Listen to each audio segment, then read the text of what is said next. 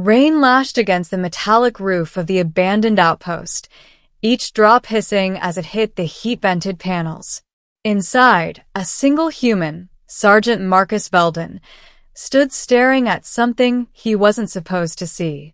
The creature chained to the wall wasn't in any military database.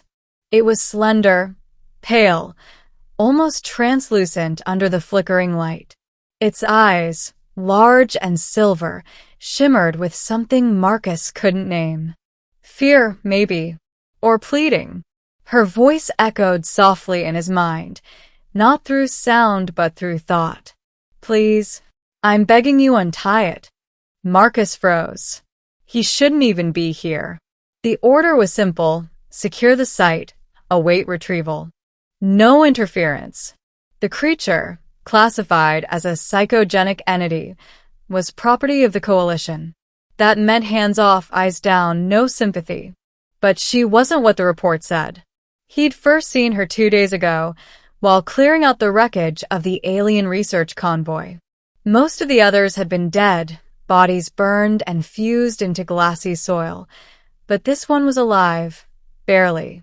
She'd been chained with a suppression collar, one of those cruel devices meant to silence telepaths.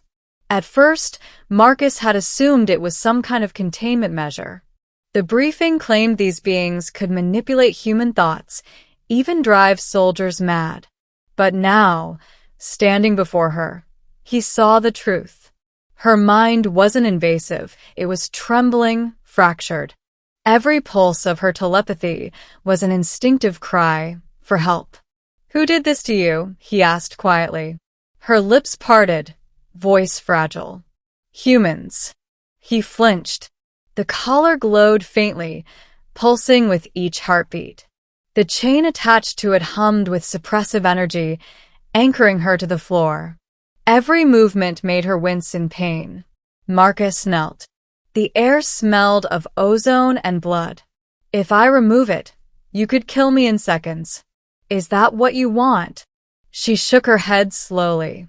"I don't want to hurt anyone. Please. It's burning me inside." His training screamed against it. But something else, something older than discipline, urged him forward. He touched the collar. It was hot, vibrating faintly. The skin beneath it was raw and blistered. She whimpered. The sound tore through him. "Untie it." Those words again, but softer, almost fading. Her telepathic voice wasn't commanding, it was dying. Marcus gritted his teeth. Damn it. He pulled out his multi-tool and studied the mechanism. The device was Coalition-make, secure, encrypted, lethal if tampered with incorrectly. He could trigger a neuroburst that would kill them both. But if he did nothing, she'd die slowly. He worked quickly, muttering curses under his breath. Sparks danced as he pried open the control casing. A faint hum grew louder. The alien flinched, eyes wide. "You'll be punished for this." "I know." The last wire came loose, and the collar snapped open with a flash of blue light. She gasped, a sharp, painful sound, as psychic energy burst outward. Marcus stumbled back, clutching his head. The room shook. The walls rippled like liquid. For a moment, he felt her mind touch his, an ocean of memories, pain, and fear flooding through. He saw flashes, scientists in white coats, metal tables, her people screaming as experiments tore through their bodies. He saw her begging for them to stop. And then silence. When he came to, the air was still. The collar lay on the floor, dark and lifeless. The alien girl, if girl was even the right word, was kneeling, trembling, free. She looked up at him, silver eyes gleaming with tears. "You did it." Marcus leaned against the wall, chest heaving. "Yeah, I did." Outside, thunder rolled. The storm had worsened, washing over the outpost like nature's judgment. He knew what this meant. If command found out, he'd be executed. No trial, no appeal. Aiding and releasing a Class B entity was an automatic death sentence. The alien touched his arm gently. Her hand was warm, surprisingly human. Why? He swallowed. Because no one deserves to die like that. Not even an enemy. She blinked slowly, as if processing something new. Enemy. Yeah. That's what they call you. I never wanted war. Neither did he. But the coalition had ordered one anyway. A low alarm began to hum from the comms console. Marcus staggered toward it, checking the display. A drone patrol was inbound, 30 minutes. They're coming, he said grimly. The alien stood unsteadily, still weak from her ordeal. Then you must go. He shook his head. If they find you, they will kill me. I know. Her voice trembled. But if you stay, they'll kill you too. Marcus stared at her. The rain outside seemed to blur everything beyond the shattered window. Sky, earth, horizon. Can you move? He asked. Barely. He cursed under his breath. Then we're both getting out of here. He slung her arm over his shoulder and led her out into the storm. The rain hit like ice. The world was cold metal and mud, the forest beyond nothing but shadows. Her body felt weightless against him, too fragile. Yet when lightning flashed, he saw her eyes glow faintly, alive, fierce, beautiful. They reached the edge of the perimeter fence. The drones were still far enough away, their scanners dulled by the storm. Marcus pulled a pulse detonator from his pack and jammed it into the control box. Sparks flew, and the electric field fizzled out. Can you walk? He asked. She nodded weakly. Yes. They slipped into the forest. Hours passed. The rain faded into mist. The alien moved with silent grace, even injured.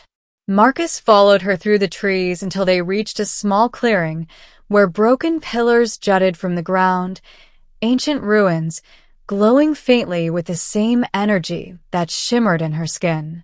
This is my kind's resting place, she whispered. The last sanctuary. He looked around. There's no one here. She smiled sadly. There was. Before your people came. Guilt twisted his stomach. I didn't know. I believe you. He helped her sit beneath one of the glowing stones. Her breath was shallow, but her expression peaceful. You could still run, she said softly. They'll trace you here. He knelt beside her. I'm done running. For a moment, neither spoke. The world seemed to hold its breath. Then, her silver eyes met his. You remind me of one of us. He raised an eyebrow. A mind reader? No, she smiled faintly. A soul that refuses to obey cruelty. Her words hit harder than any bullet. The sky began to brighten, the storm easing into dawn. Marcus checked his wrist scanner. Coalition signatures, approaching fast. You need to hide, he said urgently. They'll be here any minute. I can't hide from them, but you can still live. No. I'm not leaving you. Her hand reached up, trembling, and pressed against his chest. You already gave me my freedom. That's more than anyone else ever did. Marcus gritted his teeth. Then let me finish the job. She shook her head gently. If they see you with me, they'll destroy you. But if I draw them away, he realized what she meant. No. You're too weak. I'll survive, she lied. Before he could stop her, she stepped out of the circle of stones. Her body shimmered with psychic light, bright enough to pierce the morning fog. The forest lit up. The approaching drones diverted instantly, converging on her signal. Marcus shouted, but she only turned back once, smiling faintly through the glow. Thank you, human. And then she vanished into the trees, light scattering like starlight in rain.